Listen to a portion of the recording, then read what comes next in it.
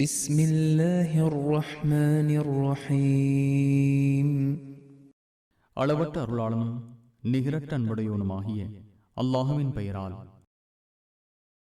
بئس ما اشتروا به أنفسهم أن يكفروا بما أنزل الله بغيا أن ينزل الله من فضله على من يشاء من عباده فباءوا بغضب على غضب وللكافرين عذاب مهين.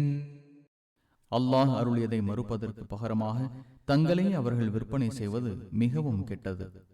அடியார்களில் தான் நாடியோருக்கு தனது அருளை அல்லாஹ் அருளியதில் பொறாமைப்பட்டதே இதற்கு காரணம். எனவே கோபத்திற்கு மேல் கோபத்திற்கு ஆளானார்கள். ஏக இறைவனை மறுப்போருக்கு இழிவுபடுத்தும் வேதனை இருக்கிறது.